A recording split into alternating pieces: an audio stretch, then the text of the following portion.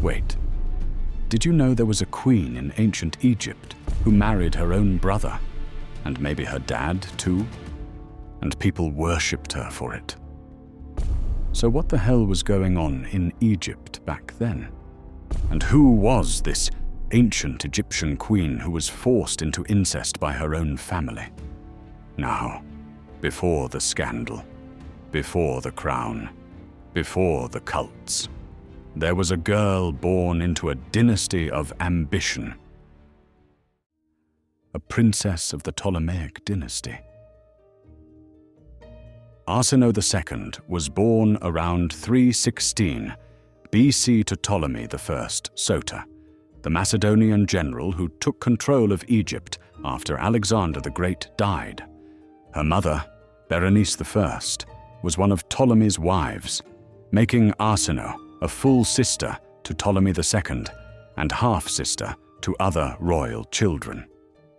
She grew up in Alexandria, a Greek-Egyptian cultural hub, likely receiving a strong education. And although records of her childhood are limited, her later support of scholars suggests she was well-read and engaged with intellectual life. A letter from Strato of Lampsacus hints that she and her brothers were tutored by top thinkers of the time. And so, this upbringing prepared her for life at a court where politics and image mattered. As Ptolemy I consolidated power, he used marriage alliances to secure his dynasty's future. Although the Ptolemies borrowed some Egyptian customs, early on they still followed Greek norms, marrying for political ties, not within the family. Meanwhile, far from Alexandria's libraries, Arsinoe's future was already being negotiated by men with armies. An alliance marriage, Arsinoe and King Lysimachus. Around 300 BC, Arsinoe, who was about 16 at the time, was married off by her father to King Lysimachus of Thrace, a man in his 60s and a former general of Alexander the Great. The marriage was political, meant to strengthen ties between Egypt and Thrace against their rival, Seleucus. Arsinoe became Lysimachus's third wife and bore him 3 sons, Ptolemy, Lysimachus, and Philip, giving her children claims to both Macedonian and Egyptian royal lines. Despite her youth, Arsinoe gained real power. Lysimachus granted her control over cities like Heraclea Pontica, suggesting she held wealth and authority even before returning to Egypt. Some ancient sources accuse her of scheming against her stepson Agathocles, the king's adult heir, allegedly to clear the way for her own sons. But whether or not she was behind it, Lysimachus had Agathocles executed around 283 BC, removing a major obstacle to Arsinoe's children. This move, however, backfired. Agathocles' widow, Arsinoe's half-sister Lysandra, fled to Seleucus and triggered a war. Lysimachus died in battle in 281 BC, leaving Arsinoe a widow in hostile territory. And so, she fled to Cassandreia with her sons and took control of the city, preparing to defend her family's claim. But the fall of one king would bring her face to face with something worse. Betrayal and Survival. Since Macedon and Thrace were left unstable after King Lysimachus's death, Arsinoe's half-brother Ptolemy Karaonos seized the moment. The son of Ptolemy I by another wife, Karaonos had long been pushed out of power in Egypt. And now he killed Seleucus and declared himself king of Macedon and Thrace. Arsinoe and her children were trapped in his territory. As a result, to survive, she agreed to marry her half-brother in 280 BC. This was the first sibling marriage in Ptolemaic history. Karaonos likely wanted her royal status to legitimize his rule. On the other hand, Arsinoe hoped the union would protect her sons. So, she insisted on a public ceremony, likely to discourage betrayal. However, it didn't work. Soon after the wedding, Carounos murdered two of Arsinoe's sons, Lysimachus and Philip, likely to remove rivals. Her eldest son, Ptolemy, escaped. Afterward, Arsinoe fled to Samothrace, a religious sanctuary she had once supported during her time as queen. There, she waited to see if her surviving son could win Macedon. But he failed. In 2079 BC, Carounos was killed fighting Galatian invaders. Now twice widowed, Arsinoe returned to Egypt around 279 to 276 BC. She brought political experience, money, and a dangerous reputation. Her full brother, Ptolemy II Philadelphus, was king, and soon Arsinoe would enter into one last controversial marriage that would reshape the Ptolemaic dynasty. And so, with nowhere left to turn, she did the unthinkable. More controversy. Now, when Arsinoe II returned to Egypt, her brother Ptolemy II was already married to Arsinoe I, her own stepdaughter from her earlier marriage to Lysimachus. Tensions between the two queens soon surfaced. Arsinoe I was accused of plotting against the king and exiled, possibly with Arsinoe II's involvement. Around 276 or 275 BC, Ptolemy II married Arsinoe II, his full sister. This kind of marriage was unheard of in Greek royal custom and caused widespread scandal. The couple was mocked as Philadelphoi, sibling lovers. The poet Sotades publicly criticized the marriage and was exiled, later executed. And since this was shocking to the Greeks, the Ptolemies framed it in Egyptian terms. Earlier pharaohs had married sisters to preserve divine bloodlines, modeled after gods like Osiris and Isis.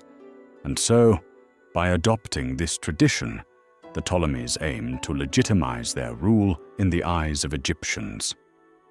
Poets like Theocritus compared the royal pair to Zeus and Hera, while official propaganda cast them as Osiris and Isis. So, yeah, what seemed scandalous in Greek eyes was repackaged as sacred in Egyptian terms. Nevertheless, modern historians see Arsinoe II's marriage to Ptolemy II as a strategic move.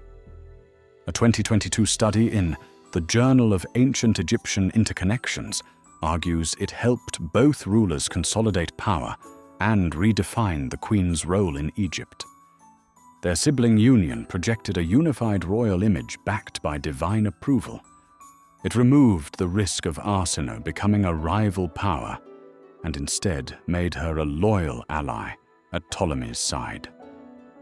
Therefore, Arsinoe likely supported, or even pushed for, the marriage. In her 40s, with past experience ruling in Thrace and Macedon, she stood to gain safety, power, and renewed authority. And again, some scholars believe she helped remove Ptolemy's first wife to secure her place. Still, her choice was shaped by limited options, so marrying her brother was likely seen by both as a necessary act of state. But the real shock was how much power she grabbed next. Dynastic strategy in Ptolemaic Egypt. By marking the start of sibling marriage as a formal policy in the Ptolemaic dynasty, temples began listing Arsinoe beside Ptolemy, and one major inscription from Mendes ordered that her statue be placed in every temple across Egypt. She was even given a title once used for Isis, the perfect one of the Ram. This effort tied Arsinoe to the divine, and made her image a permanent part of Egypt's religious and political life. And so, in addition to being seen as a queen, Arsinoe was treated as a goddess linked to Isis. For Greeks, the court used coins, buildings, and poems to frame the union as sacred. The idea of hierogamy, or divine marriage, suggested that sibling unions brought fertility and stability to the kingdom. Later, Ptolemies copied the model.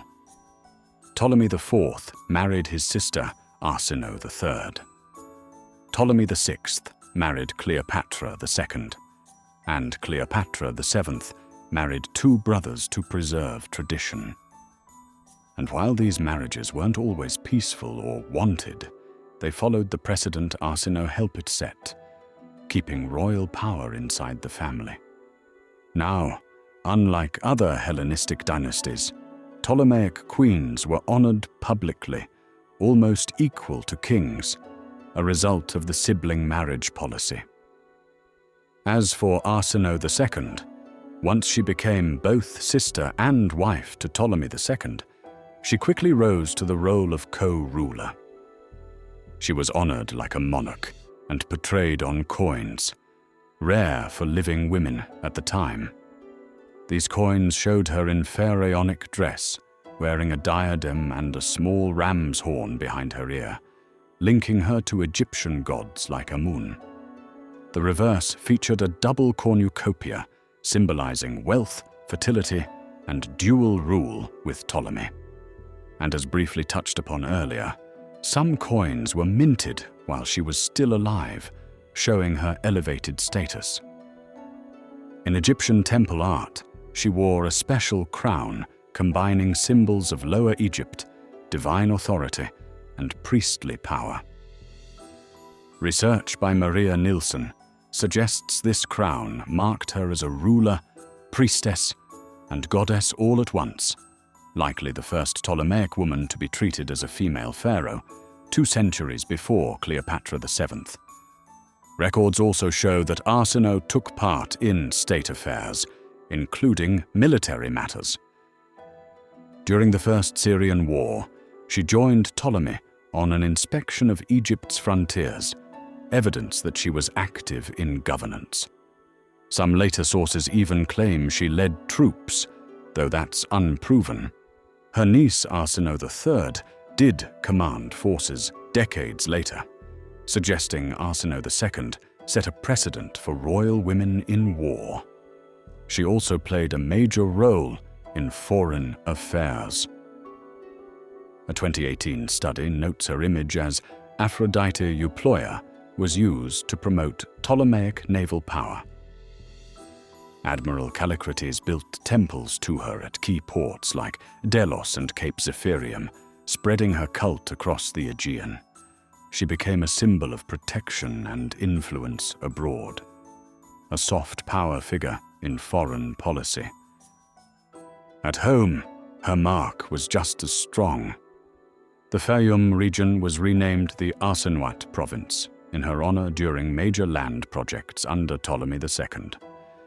And after her death, Ptolemy had his children by a previous wife, legally adopted as Arsinoes, making her the official mother of the next king. This tied the royal lineage to her name and strengthened the dynasty's legitimacy. But all the honors hide a hard truth. Was she a ruler, or was she used?